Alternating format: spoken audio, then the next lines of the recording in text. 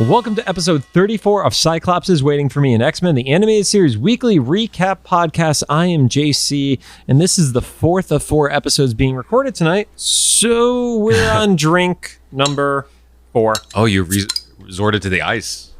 Shut up, Rod. Is that when you got on like one knee? You're mixing it too. I'm being lazy right now. It has been a night. We've been covering the Dark Phoenix quadrilogy. Is that right? Anyway. Sure. And yeah. There's a lot that it's for a good reason, but it's like a lot to. It's some heavy shit, man. We found out that Jean was being mind manipulated. She was ready to kill a galaxy that luckily was uninhabited. There's some stuff going on. We should finish the rest of the intro. Yeah, and I'm Rod. I think we're supposed to plug our stuff here. Just look me up, Rod Kim. I'm on the internet. I do music and stuff and this podcast. It gets tagged in the post. Yeah, Cyclops is Waiting for Me as our weekly podcast series where we're going back and watching every single episode of the original 1992 X-Men the Animated Series in their original intended script order, building up to the release of X-Men 97 coming to Disney Plus in the fall of 2023. So in case you're wondering how we determine the order of the episodes, if they haven't fixed it on Disney Plus yet, we utilize the listed order and previously on X-Men, the making of an animated series by the lead showrunner Eric Lewald, which is also available for reference on Wikipedia. And just for clarity, it is the list, not the entire book, that is available for reference on Wikipedia. Some quick reminders, we're a recap show about a series that came out 28 years ago. There will be spoilers, and if you don't want it spoiled for you, tough shit. Pause the podcast, watch the episode, and then come back. We're going to do our best to avoid mentioning anything about future episodes that we haven't covered yet. We are not sponsored or affiliated with Disney or Disney Plus in any way, shape, or form. Insert joke if appropriate. It's so obvious to people when we get to the 4th episode of any recording session. Right? You guys live for it now, right? We're over halfway through the series, so you're ride or dies with us. Like you're either in it with us or you've given up. So we're not, or are we?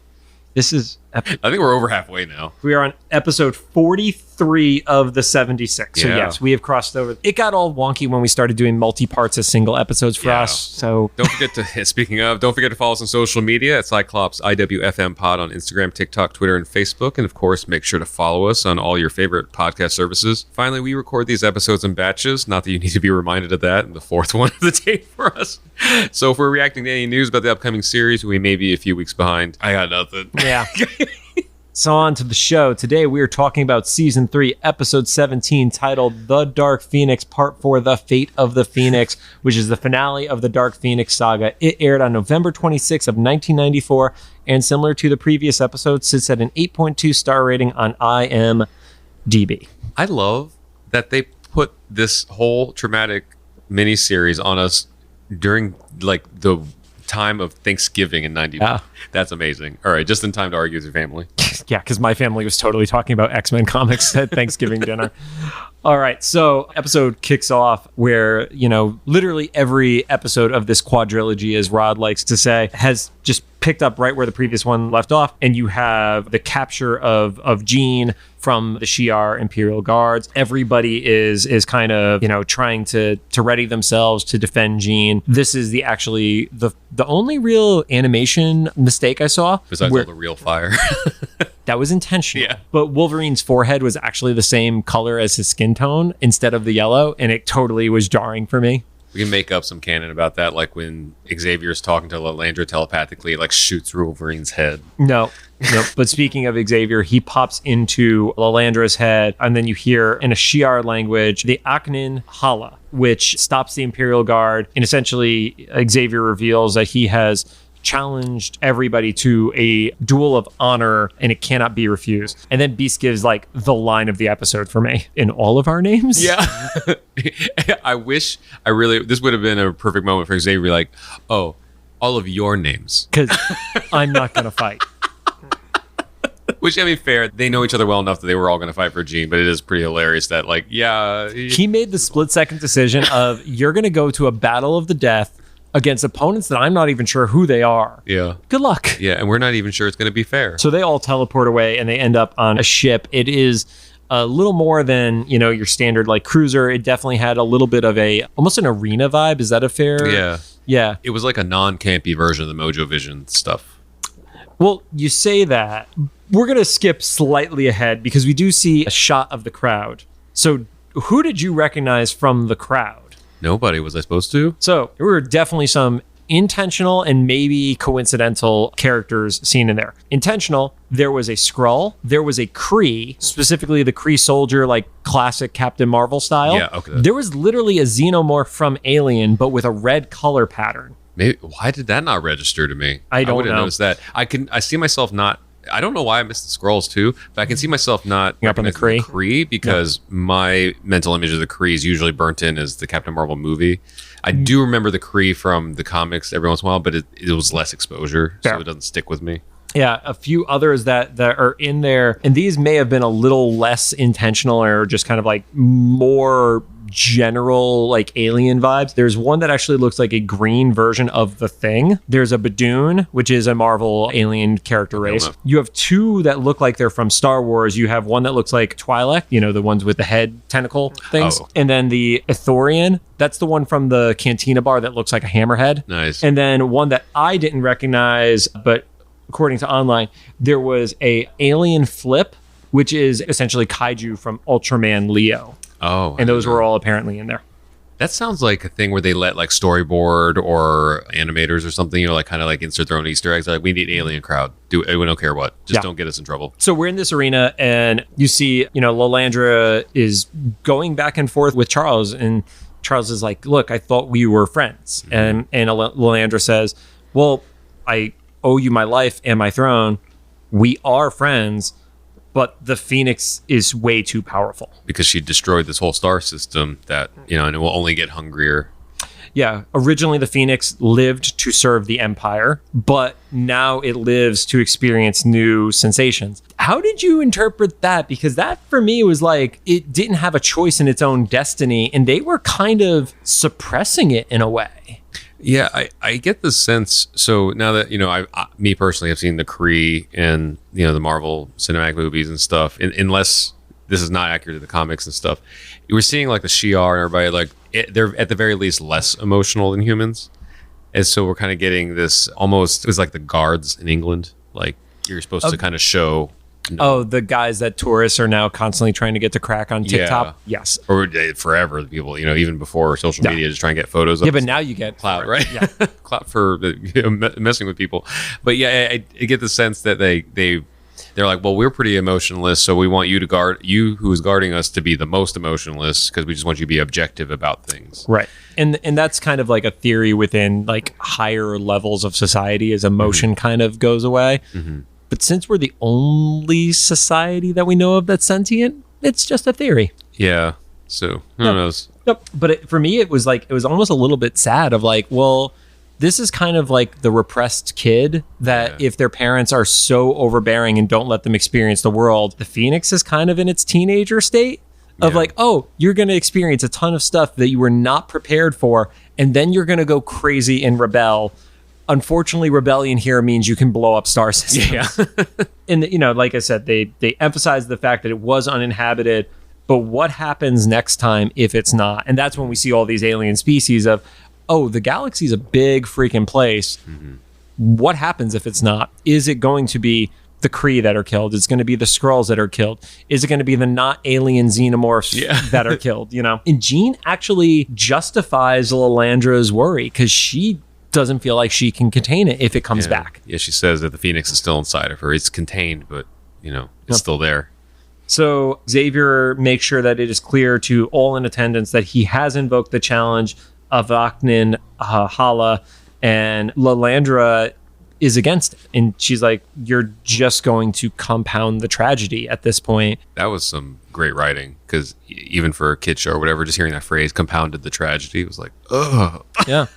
Because as emotionless as they seemed to be when talking about the Phoenix of the, lived strictly in service of the Empire, like, she knows that this is a tragedy that Jean has to be put down. Yeah, she's like, now I know that I have the strongest guard in the universe. They're not going to lose to you. Yeah.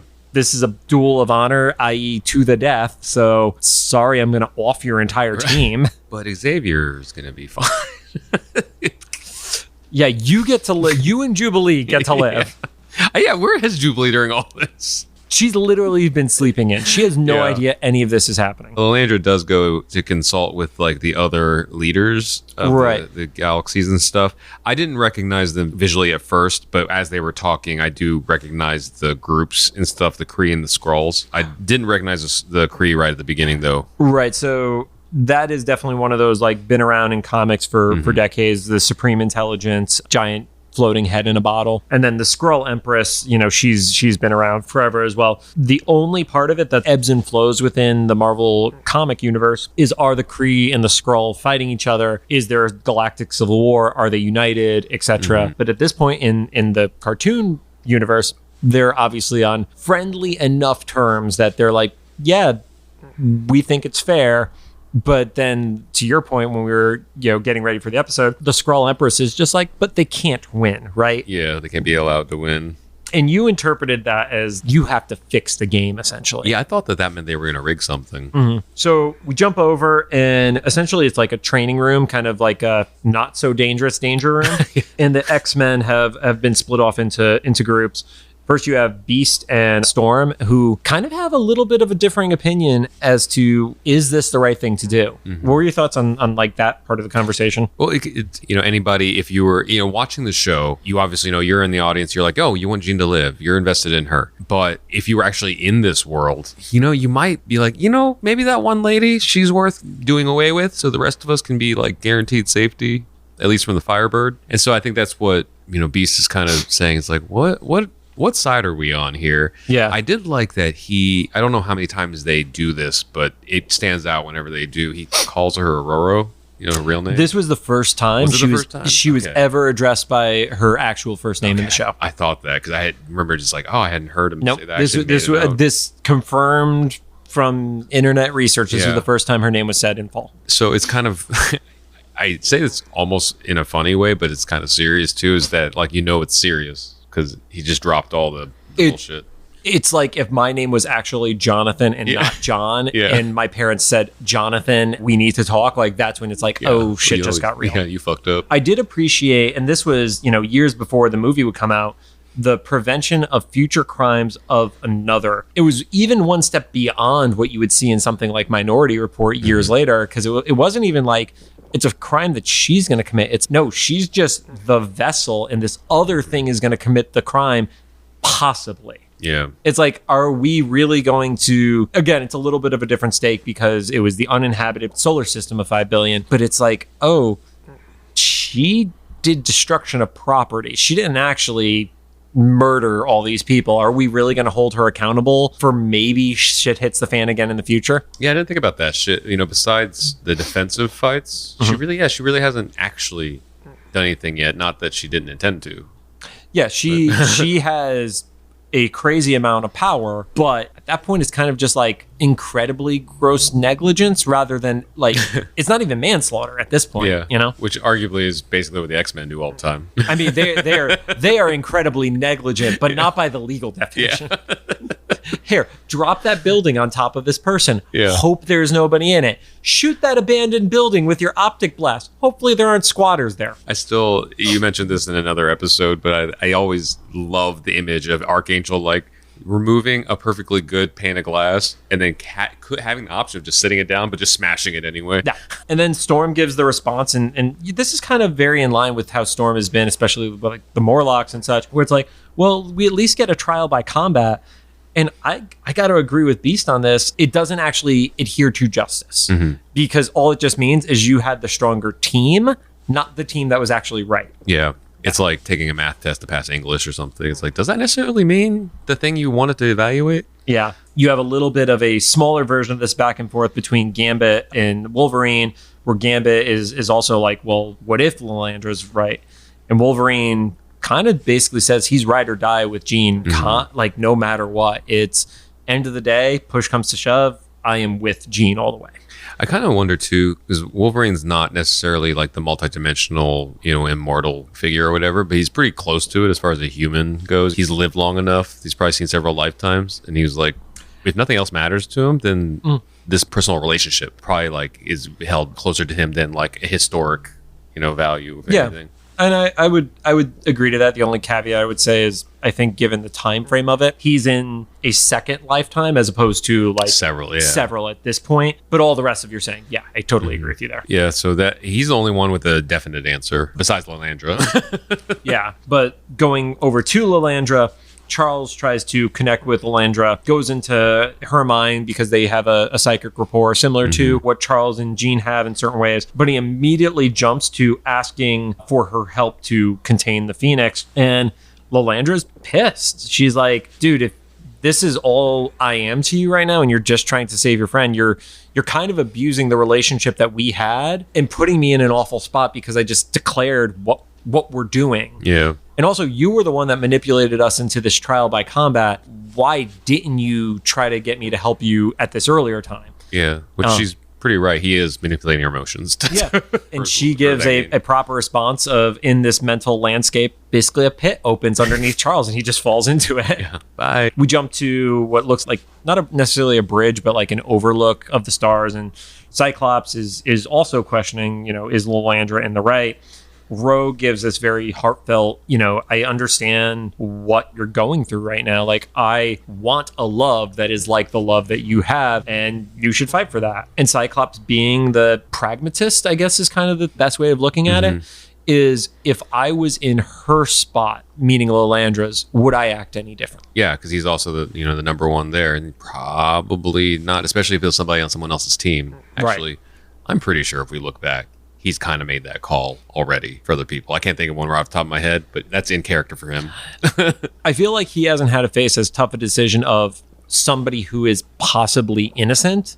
But yeah, he'll take out somebody if he needs to. for the quote unquote greater good. Exactly. And that's where we see Jean come out in what I phrased it as the OG outfit, which is the green with the spiky yellow. Yeah, the Marvel Girl outfit. Right. So they specifically word it as she chose to wear this one because it's what she was wearing when she first met Cyclops. The comics, that's actually inaccurate. Okay.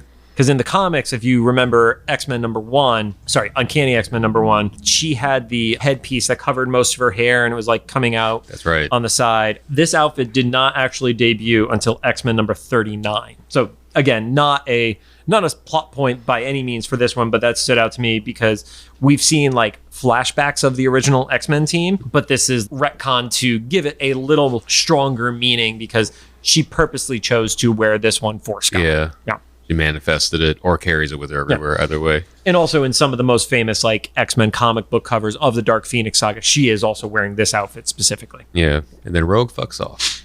Rogue fucked off, yeah.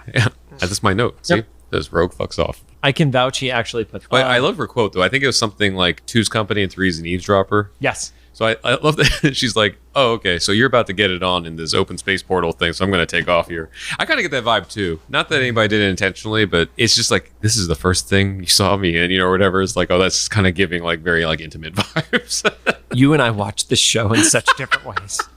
So... they have a little bit of their heart-to-heart with Scott and Jean, and it's, Jean asked, what happens if this breaks free? What if the next spot that it goes to is Earth? And kind of shows, like, what is her greatest fear of Earth being destroyed by the Phoenix Force, and says, is it worth the risk? Yeah, she shows him telepathically or whatever, and they used real fire again in the animation. They did. The interesting thing to me is it worth the risk really harkened back to Scott with Corsair from the Starjammers of, is one woman worth the risk?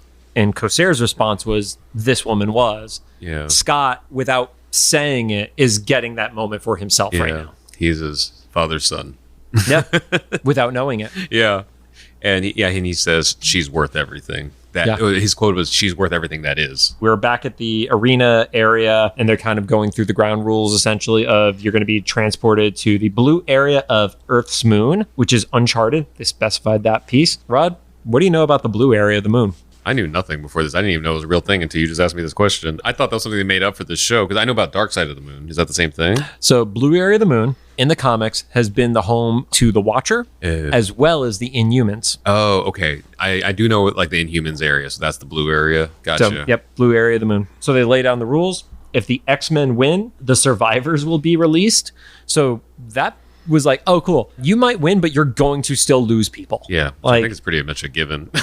Yeah. And if the guard wins, which I'm assuming that means everybody's dead, then the shi'ar are able to choose what they want to do with Jean. So then they get teleported to the blue area of the moon. They do. This part I was a little confused on. So either this was like just going to be left unresolved or I didn't catch something. Storm is surprised that she can fly, which kind of verifies something I was wondering about with her power set being tied to Earth because of the weather and stuff.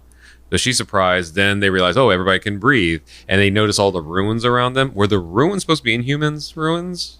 Maybe? I think that is left up for interpretation. But it's supposed to be there was something that was a civilization here. Okay. And it's under atmosphere. And I think that's the nuance of Storm is atmosphere. Yeah, it's not necessarily Earth as in our planet Earth. It is atmosphere relating to Earth. Because it made me... Or similar to Earth. Yeah. Because between that and what the Skrull Empress said about not being allowed to win and this area of the moon being able to fly and breathe and stuff, I was like, so is this not the moon? Is this like some sort of like trap area or a simulation? But it didn't play out that way at all.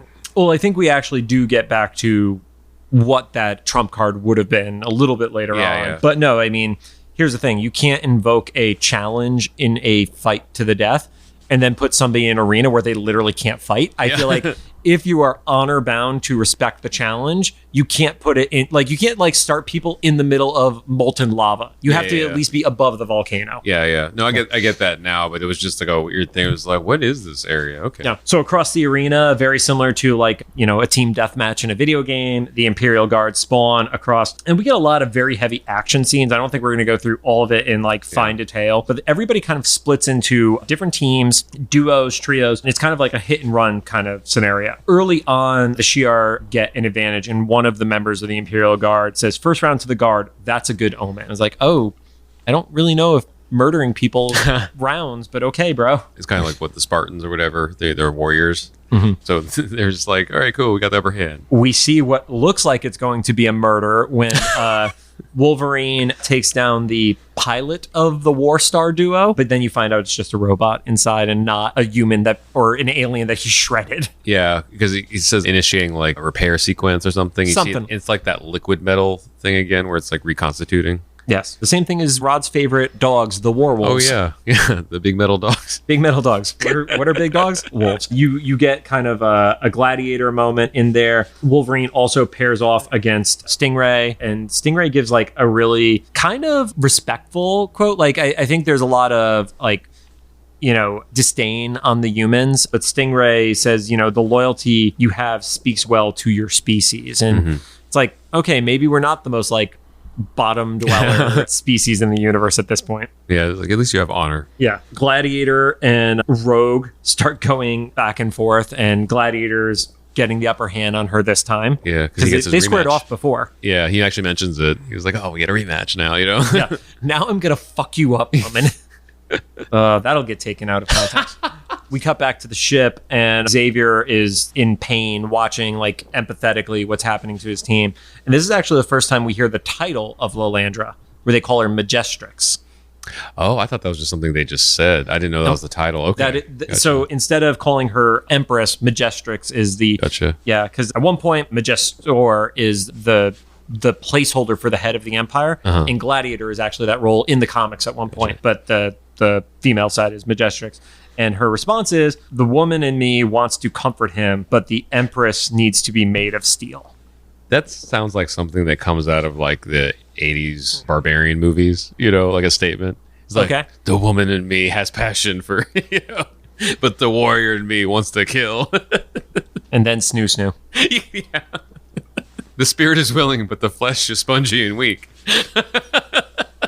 Speaking of spongy and weak flesh, Jean and Scott end up finding a spot where they kind of like hole up for a second, and she puts a wall in front of them. Yeah. And Scott kind of must feel like they're at the end of the rope right now, because he's basically like confessing all his feelings, and there's so many things that he wants to say, and there's not enough time. And then the advantage of dating / being engaged, sort of married to a telepath, she says, well, you know, it's really the thoughts that count. Yeah. And it was a play on the normal phrasing, and I have no doubt it was intentional, but specifically the thoughts. Yeah. Plural, as opposed to the thought that counts. Yeah. So. She can just like kind of instantly read his emotions and stuff, Yeah. which she didn't do when he went to go see Dazzler because she didn't want to go there. She was also in heavy possession mode at that point. She'd also just woken up from like her fucked up dream too, Rod. Stop judging her. She's had a rough 48 hours. All of them have. She also has a cosmic entity in her body. Well, to her credit, they've had a rough 48 hours. She's had like a rough, like 6 months or something? At least that, yeah. So, they kiss and they hold hands and they emerge. And pretty quickly, Scott gets taken down. Mm-hmm. He confesses that he let her down. And when that happens, the Phoenix unleashes. And Lilandra sees that and is like, nope, and then votes Plan Omega. Yes. So that's, to me, what I was referring to of they can't still win. Even though they didn't have to use Plan Omega to take out the X-Men, that could have been the way that if they were about to lose, fuck Honor at that point. Yeah, death ray from the sky. Exactly. Like tried and true sci-fi trope. When that happens, it's kind of like a realization point for Xavier, and he calls out to the X-Men that they need to stop the Phoenix. Which, you got to know is like rough, especially for Jean, because he's broadcasting this, and there's no way she's not getting the signal too. Right, but at this point, she is overtaken by the Phoenix, and then she gets her rematch against Gladiator that Gladiator was looking forward to, because the last time they fought each other, he got tossed into literal space. Right. So they go at it, and then Xavier commands everybody to stop the Phoenix, Scott especially. Before she powers up fully again. Right, because she is just essentially awakened from within that cocoon, again, from the emotion of seeing Scott get taken down. Storm quickly gets dropped. Yeah, well, she tries. She does try. Yes, because Scott resists a little bit, and then Storm's like, if you're not going to do it, I got to do this. Yeah, and doesn't last long.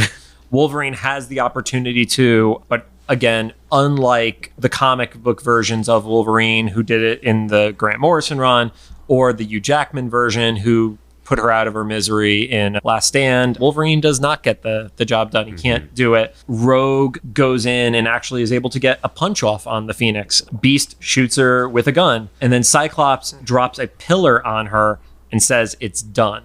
And immediately, as soon as they said it's done, I said out loud watching, it's not done. It's like, what have you not learned through these last 48 hours? Jean has a level of control at that point and is asking Cyclops to stop her. Scott pleads, says, use your mind. And kind of similar to what we just saw, where she's like, I would have to do it constantly, and I just can't live that way. Yeah. Because one mental break and it all comes back out again. So Jean is actually the one who sets the Plan Omega weapon online. Yeah, because Lilandra's like, we didn't do this. What's going on? Mm-hmm.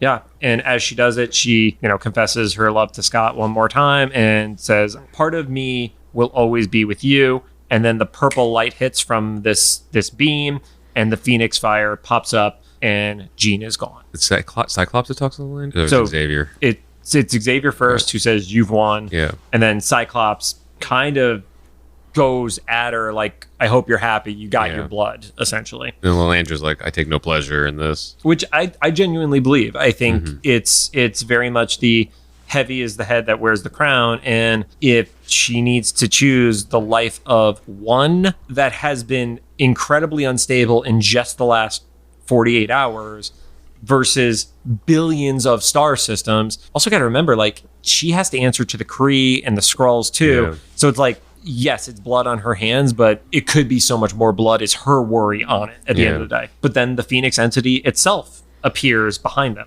When this happened, I was like, did everyone forget what the Phoenix is? Not even in this universe, just the definition of what sets the Phoenix creature apart from other birds or other creatures is that it always rises from its ashes. But usually not within like 35 seconds. Yeah. The Phoenix kind of gives its little speech of who it is. And it's like, it was the presence of everything. It was used to stop the M'Kron crystal. And then in doing so, it ended up discovering emotion. Yeah, my note says the Phoenix arises and apologizes for being kind of a dick.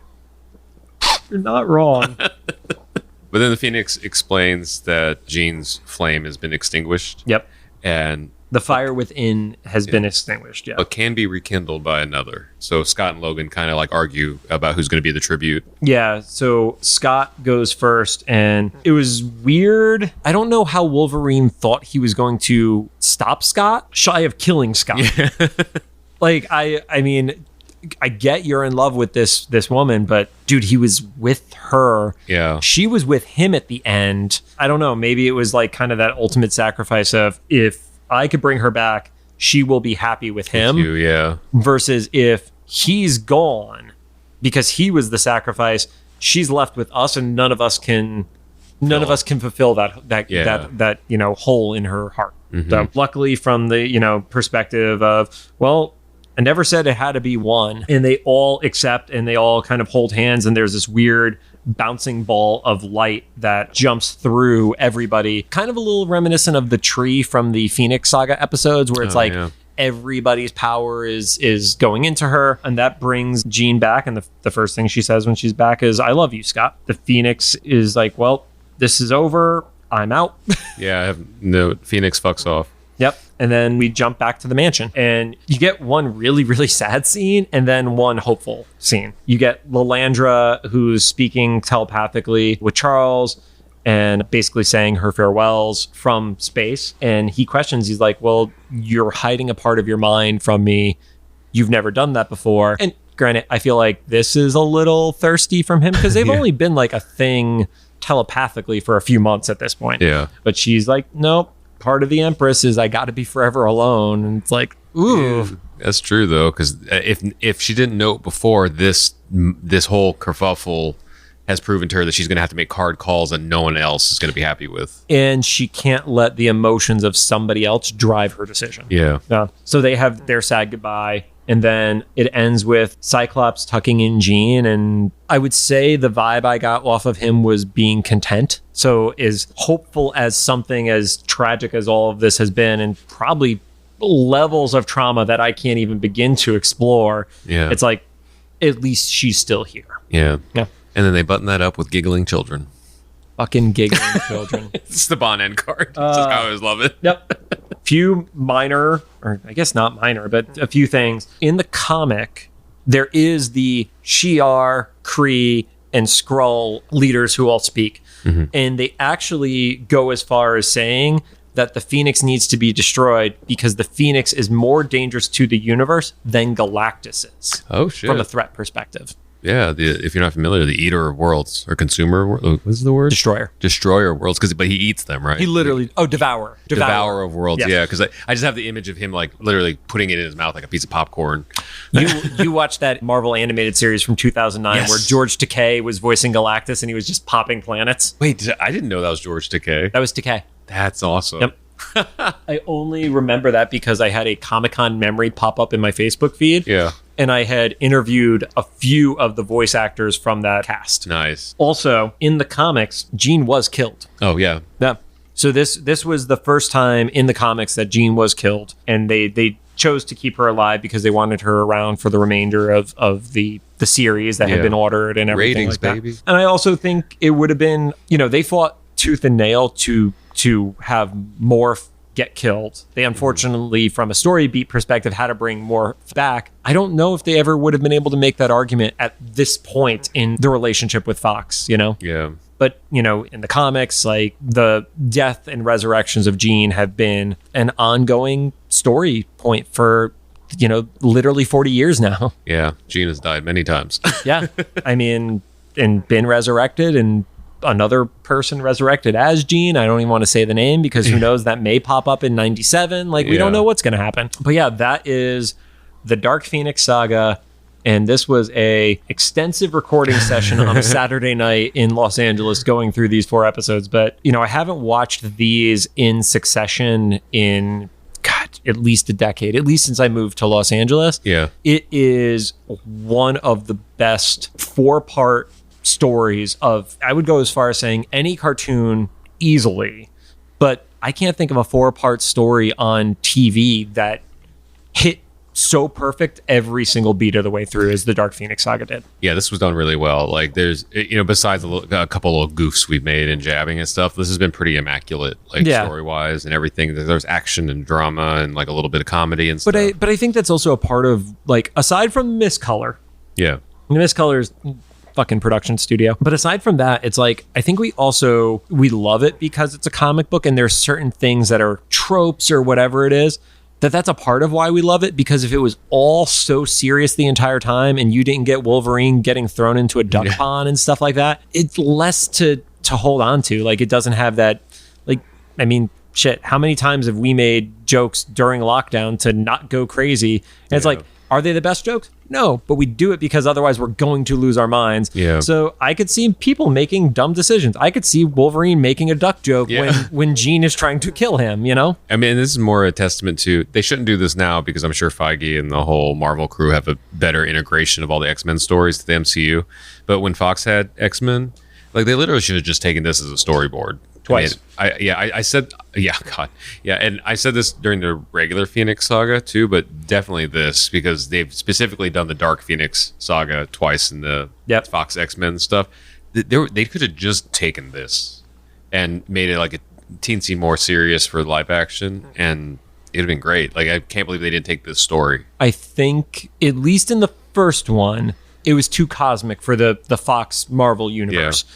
And then in the second one, they misinterpreted it. The fact that they didn't go the Shi'ar route and they went with the random aliens that nobody gave a shit about, that made no sense to me. That even Jessica Chastain was like, I don't know my character's name. I was like, that's good. That's a good sign. Yeah. Well, that is the Dark Phoenix Saga. Thank you guys for joining us. And if you have any thoughts, make sure to drop them into the comments of either the YouTube upload or the official Instagram of this episode. Just so you know, the official Instagram posts are the Monday ones. We call those the Mutant Monday posts because that's a hashtag that tends to get traffic. And if you like what you heard, we'd appreciate a rating on the podcast app of your choosing. Find us on Apple Podcasts, Anchor, Spotify, Google Podcasts, and CastBox. This has been too emotional to come up with something at the end. Yeah, I'm now just going to go pass out. Same.